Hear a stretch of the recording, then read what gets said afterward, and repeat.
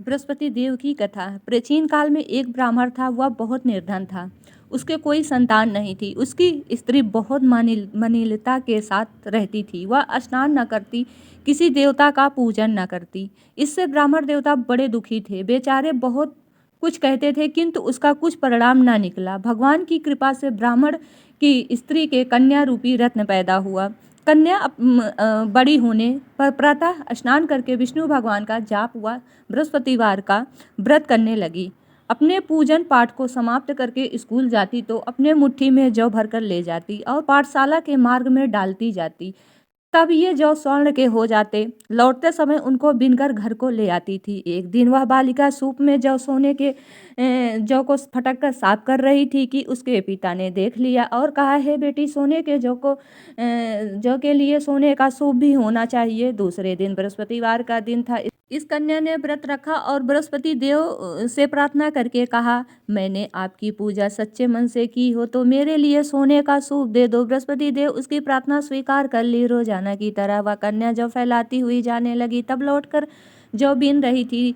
बृहस्पति देव की कृपा से सोने का सूप मिल गया। उसे वह घर ले आई और उसमें जौ साफ करने लगी, परंतु उसकी माँ का वही ढंग रहा। एक दिन की बात है कि वह कन्या सोने के सूप में जौ साफ कर रही थी। उस समय उस शहर का राजपुत्र वहां होकर निकला। इस कन्या के रूप और कार्य को देखकर मोहित हो गया तथा अपने घर आकर भोजन तथा जल त्याग कर उदास होकर लेट गया। राजा को इस बात का पता चला तो अपने प्रधानमंत्री के साथ उसके पास गए और बोले, हे बेटा, तुम्हें किस बात का कष्ट है? किसी ने अपमान किया है अथवा और कारण हो सो कहो, मैं वही कार्य करूंगा जिससे तुम्हें प्रसन्नता होगी। अपने पिता की राजकुमार ने बातें सुनी तो वह बोला, मुझे आपकी कृपा से किसी बात का दुख नहीं है। किसी ने मेरा अपमान नहीं किया है, परंतु मैं उस लड़की से विवाह करना चाहता हूँ जो सोने के सूप में जौ साफ कर रही थी। यही सुनकर राजा आश्चर्य में पड़ गया और बोला, हे बेटा, इस तरह की कन्या का पता तुम ही लगाओ, मैं उसके साथ तेरा विवाह अवश्य ही करवा दूंगा।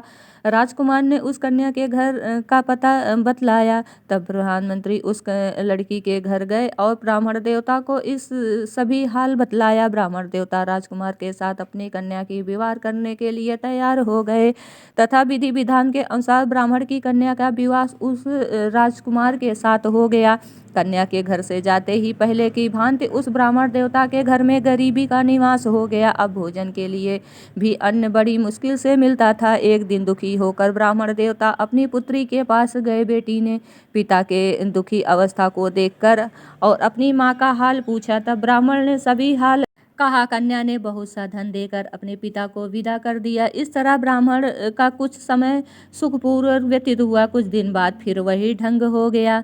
ब्राह्मण फिर अपनी कन्या के यहाँ गया और सारा हाल तो लड़की बोली, हे पिताजी, आप माताजी को यहाँ लिवा लाओ, मैं उनकी सभी विधान बता दूंगी जिससे गरीबी दूर हो जाए। वह ब्राह्मण देवता अपने स्त्री को साथ लेकर पहुँचे तो अपनी माँ को समझाने लगी, हे माँ, तुम प्रातः काल प्रथम स्नान करके विष्णु भगवान का पूजन करो तो सब दरिद्रता दूर हो जाएगी। परंतु माँ ने एक भी बात नहीं मानी और प्रातः उठकर अपनी पुत्री के बच्चों की जूठन को खा लिया करती थी। इससे उसकी पुत्री को एक दिन बहुत ही गुस्सा आया और एक रात में कोठरी से सभी सामान बाहर निकाल दिया और अपनी माँ को उसमें बंद कर दिया।